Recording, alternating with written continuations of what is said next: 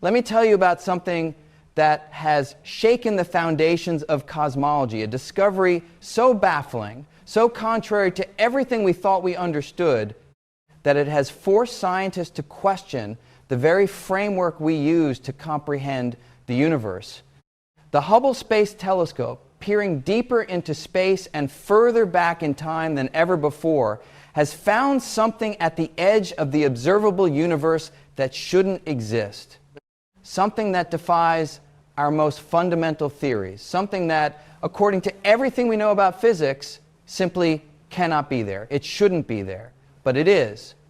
And the fact that it exists means that either our understanding of the early universe is profoundly wrong, or there are processes at work in the cosmos that we have completely failed to anticipate. Either way, we are confronted with a mystery that challenges the foundations of modern cosmology.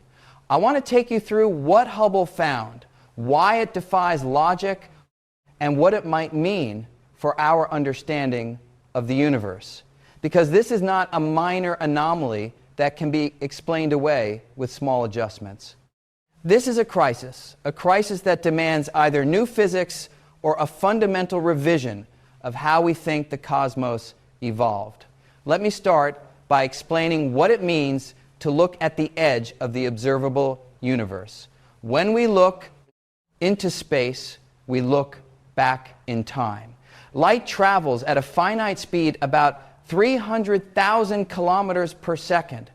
When you look at the moon, you see it as it was 1.3 seconds ago.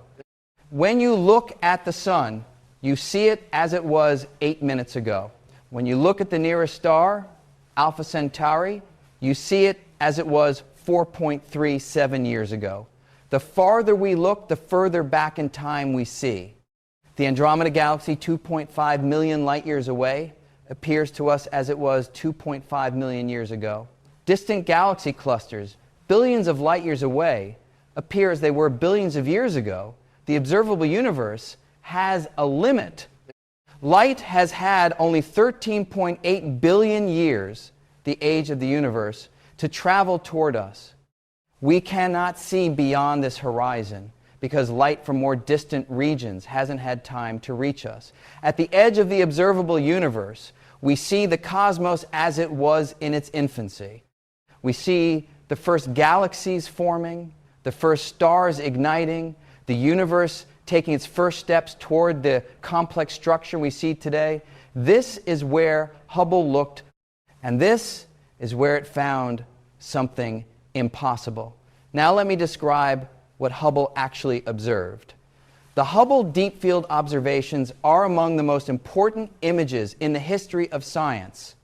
By pointing at seemingly empty patches of sky and exposing for hundreds of hours, Hubble revealed thousands of galaxies in regions where nothing was visible before. The most recent and deepest observations of the Hubble Ultra Deep Field and its successors peer back to when the universe was less than 1 billion years old.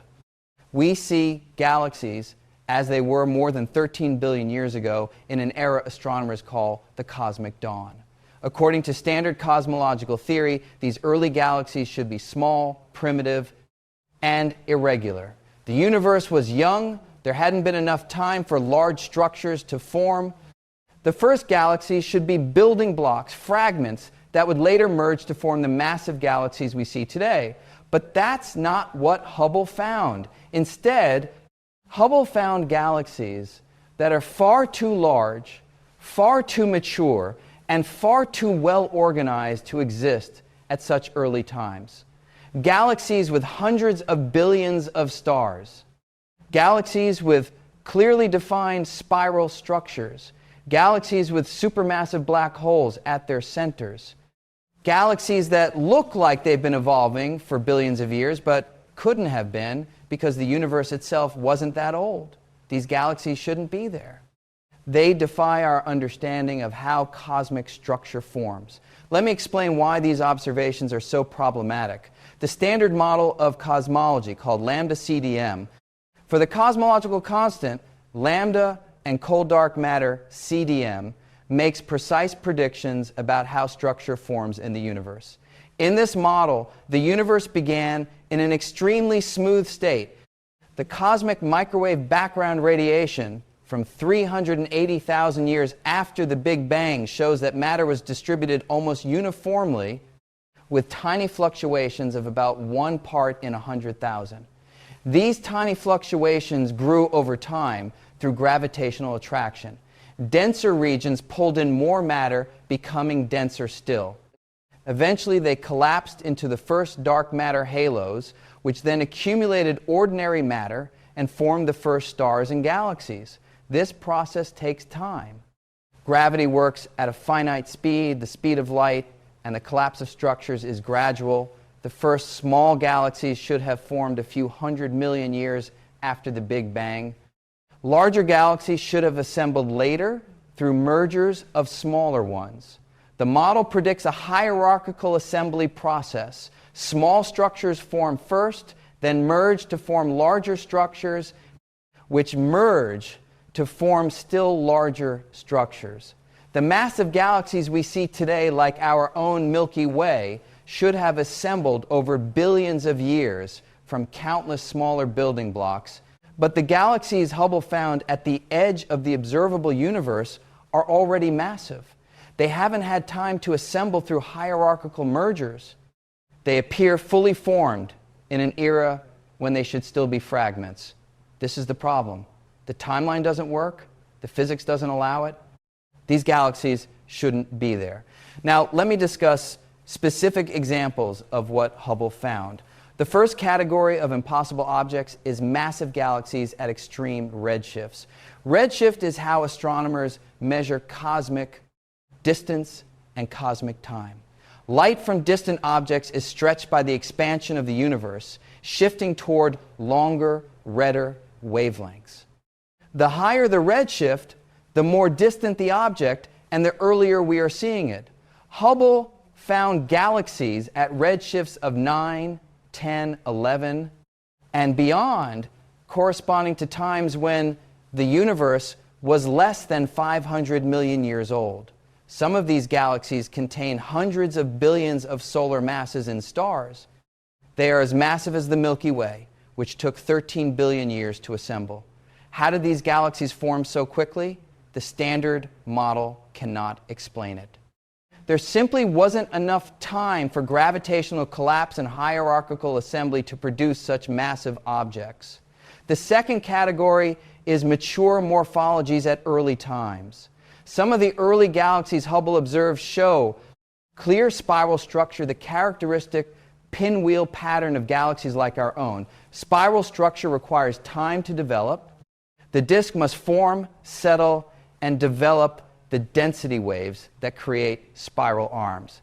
This takes billions of years, but Hubble found spiral galaxies when the universe was less than 1 billion years old. They look like mature galaxies that have been evolving for eons, but the universe wasn't old enough for such evolution.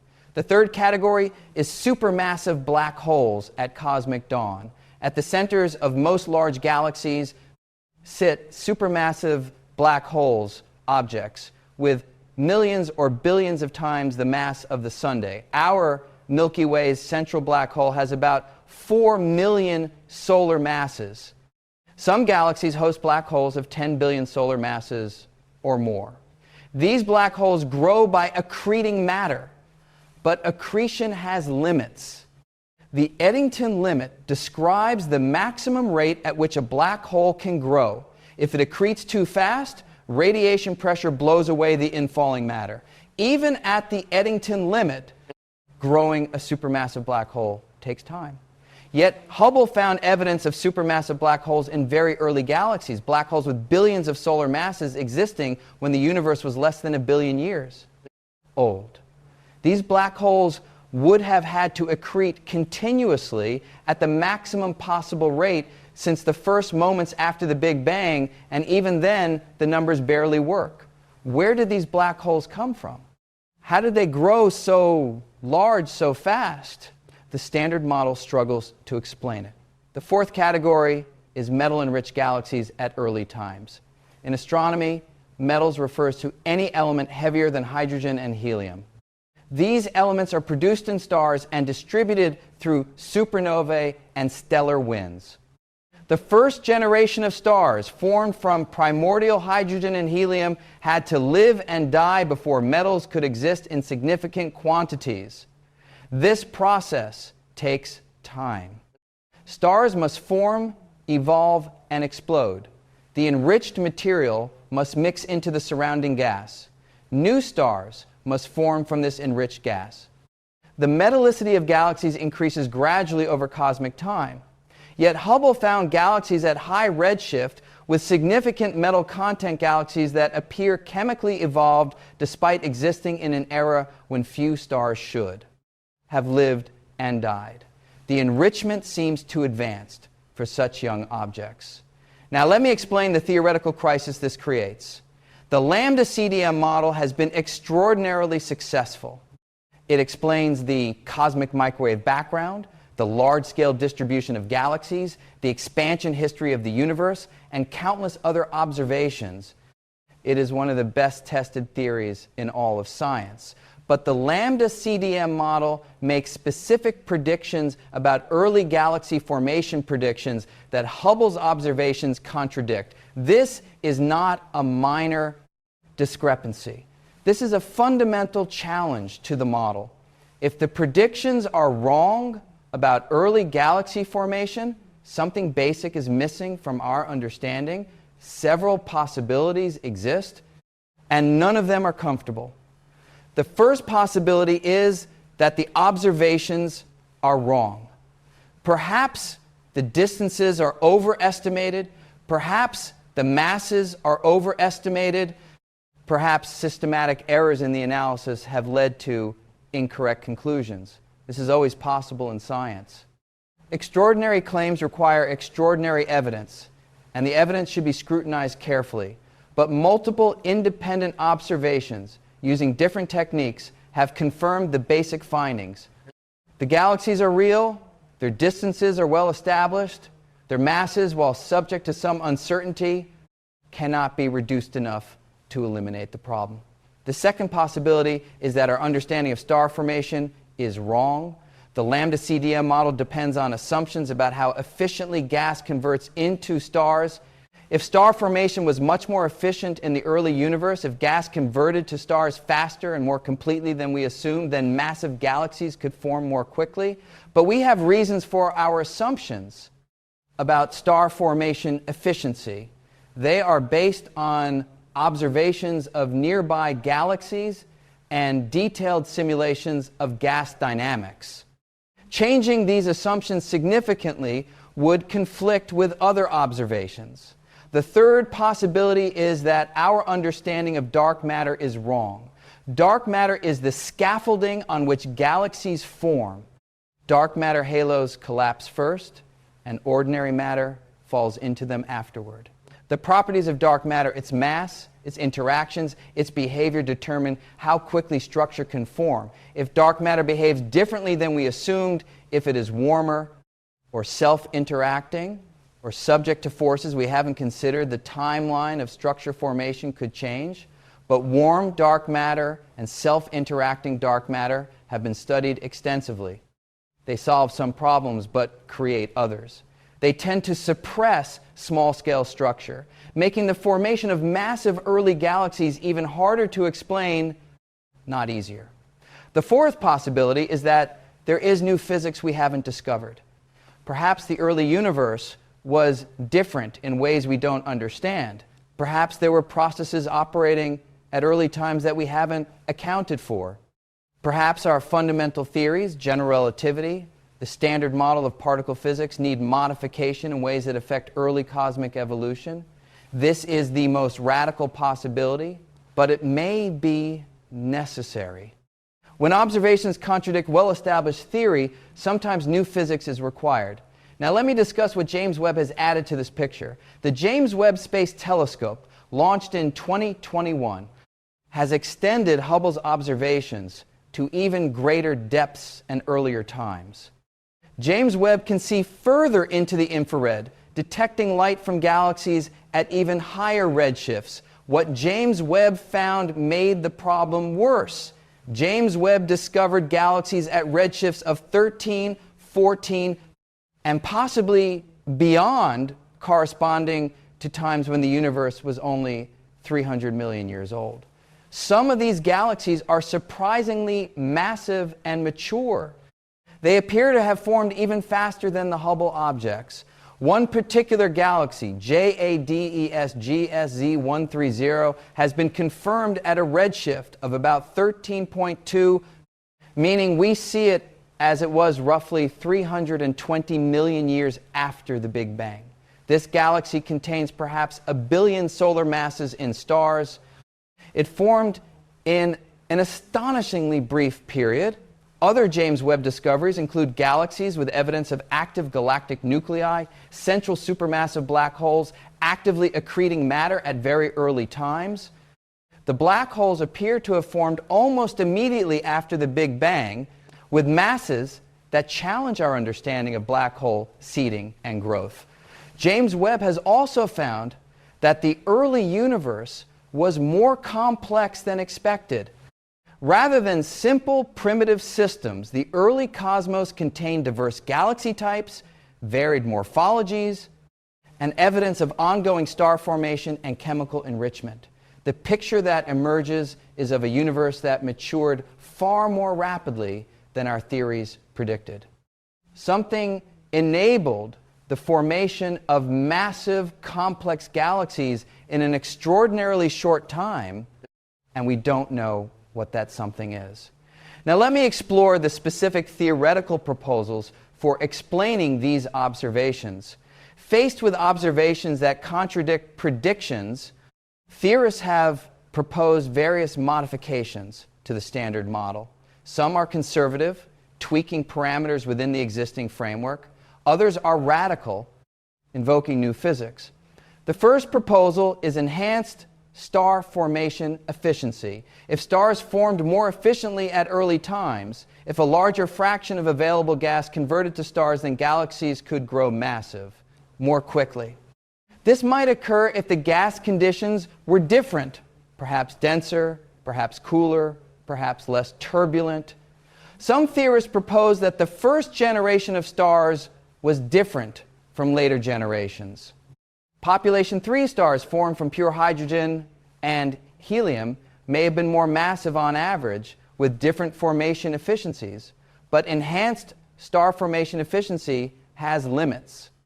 If too much gas converts to stars too quickly, the resulting feedback, radiation pressure, supernovae, stellar winds should disrupt the galaxy and suppress further star formation. The balance is delicate. The second proposal is primordial black hole seeding. Standard theory assumes that supermassive black holes grow from small seeds, perhaps the remnants of massive first-generation stars, perhaps direct collapse of gas clouds into black holes of a few thousand solar masses.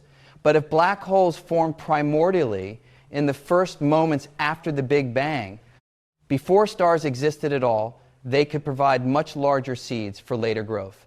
Primordial black holes of thousands or millions of solar masses would give supermassive black holes a head start, allowing them to reach billions of solar masses sooner. Primordial black hole formation requires special conditions in the early universe, perhaps large density fluctuations, perhaps phase transitions in the early cosmos. These conditions are speculative but not impossible. The third proposal is modified dark matter. If dark matter has properties different from the standard cold, collisionless assumption, the timeline of structure formation could change. Several alternatives have been proposed. Fuzzy dark matter, extremely light particles with wave-like behavior would suppress small-scale structure but might allow different formation pathways. Self-interacting. Dark matter particles that collide with each other would change how dark matter halos form and evolve. Dark matter with additional forces, perhaps a dark sector with its own interactions, could enable faster collapse and denser concentrations. Each of these alternatives has implications throughout cosmology, not just for early galaxies.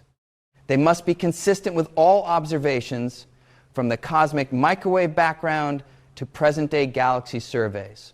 The fourth proposal is modified gravity. General relativity is our theory of gravity, and it has passed every test we've subjected it to. But most tests are in weak gravitational fields. The early universe involved stronger fields and higher densities. If gravity behaves differently under extreme conditions, if there are modifications to general relativity that become important at early times, the formation of structure could be accelerated. Modified Newtonian dynamics, and its relativistic extensions have been proposed to explain galaxy rotation curves without dark matter. Some theorists have explored whether modified gravity could also explain early galaxy formation, but modified gravity faces significant challenges. It must explain all the successes of general relativity while also explaining the new observations. Finding a theory that does both has proven difficult. The fifth proposal is that we live in an unusual region of the universe. Perhaps our local environment is atypical. Perhaps the early galaxies Hubble observed formed in a region with unusually large density fluctuations, a cosmic hotspot that enabled rapid structure formation. This proposal conflicts with the cosmological principle, the assumption that the universe is homogeneous and isotropic on large scales. If our observed volume is unusual, we cannot extrapolate from it to the universe as a whole. But the cosmological principle is an assumption, not a proven fact. The observed volume is finite. We cannot verify that the rest of the universe resembles what we see. Perhaps the universe is more varied than we assumed. Now let me discuss why this matters beyond cosmology. The crisis in early galaxy formation is not just a technical problem for specialists. It has implications for fundamental physics, for our understanding of the universe, and ultimately for our place in the cosmos. First, it tests our basic theories. General relativity and the standard model of particle physics are the twin pillars of modern physics. They have been tested with extraordinary precision in laboratories and observatories, but they have never been tested in the extreme conditions of the early universe. If the early galaxy observations require new physics, that new physics would modify or extend our fundamental theories. This could have implications throughout physics for particle accelerators, for gravitational wave detectors, for our understanding of the nature of matter and energy. Second, it affects our understanding of cosmic history. The history of the universe from the Big Bang to the present is one of the great achievements of modern science. We can trace the evolution of the cosmos from its first moments to the formation of galaxies, stars, and planets. This history provides the context for everything else, including the origin of the Earth and the emergence of life. If our understanding of early cosmic history is wrong, if galaxies formed differently than we thought, the entire narrative may need revision. The cosmos may be more complex, more dynamic, and more surprising than our current theory suggests. Third, it raises questions about predictability. Science works by making predictions and testing them against observations. The lambda CDM model made predictions about early galaxies, and those predictions appear to be wrong. This could mean the model needs modification, a normal part of scientific progress. But it could also mean that the early universe was somehow unpredictable, that initial conditions or stochastic processes led to outcomes we couldn't have anticipated. If the universe is less predictable than we assumed, our confidence in extrapolating from known physics to unknown conditions may be misplaced. We may need greater humility about what we can and cannot know. In part 2, I want to explore the deeper implications of these observations. What do they tell us about the nature of cosmic structure? What might they reveal about physics beyond the standard model? And how should we respond when the universe presents us with something that shouldn't be there but is? So we've established what Hubble found: massive, mature galaxies existing at times when they should have been impossible. We've seen how these observations challenge the lambda CDM model and examine the theoretical proposals for explaining them. Now I want to go deeper. What do these observations tell us about the nature of cosmic structure? What might they reveal about physics we haven't yet discovered? And how do we make sense of a universe that presents us with phenomena that defy our best theories? Because the crisis is not just about galaxies. It's about the fundamental question of how order emerges from chaos, how structure arises from smoothness, how the complexity we see around us came to exist at all. Let me begin by examining what we thought we knew about structure formation. The universe began in an almost perfectly smooth state. The cosmic microwave background, our snapshot of the universe, 380,000 years after the Big Bang, shows that matter was distributed with remarkable uniformity. The temperature differences across the sky are only about 1 part in 100,000. From this near-perfect smoothness, all the structure we see today emerged. Galaxies, galaxy clusters, superclusters, the cosmic web, all of it grew from those tiny initial fluctuations. The process is straightforward in principle. Regions with slightly higher density attracted more matter through gravity. They grew denser, pulling in still more matter. Eventually, they collapsed into concentrated structures, dark matter halos first, then galaxies within those halos, but the process is slow. Gravity operates at the speed of light. Information about mass concentrations cannot spread faster. The collapse of structures is limited by the time available. Large structures require more time to assemble than small ones. This is why the standard model predicts hierarchical assembly. Small structures form first because they require less time. Larger structures form later through mergers of smaller ones. The most massive galaxies should be the youngest, assembled recently from building blocks that formed earlier. Hubble's observations invert this expectation. The most massive galaxies appear early, not late. They seem to form rapidly, not gradually. They don't look like they assembled from smaller pieces. They look like they formed all at once. This inversion is what defies logic. It contradicts not just our models, but our intuitions about how gravitational assembly should work. Now let me explore what physical processes might explain rapid galaxy formation. If massive galaxies formed faster than expected, something must have accelerated the process. Several candidates exist, and each has profound implications. The first candidate is enhanced initial conditions. The tiny fluctuations in the early universe, the seeds from which all structure grew, are thought to have been generated during cosmic inflation. The properties of these fluctuations are encoded in the cosmic microwave background and determine how structure forms. If the fluctuations were different than we measured larger on certain scales, perhaps, or with different statistical properties, structure could form faster. Larger initial fluctuations would collapse sooner. Structure would appear earlier, but we've measured the fluctuations in the CMB with extraordinary precision. They appear consistent with the standard inflationary predictions. Either our measurements are wrong, or the fluctuations grew in ways we don't understand between the CMB epoch and galaxy formation. One possibility is that there were features in the initial conditions that we haven't detected localized regions of enhanced density, perhaps, or correlations between different scales that our analysis missed.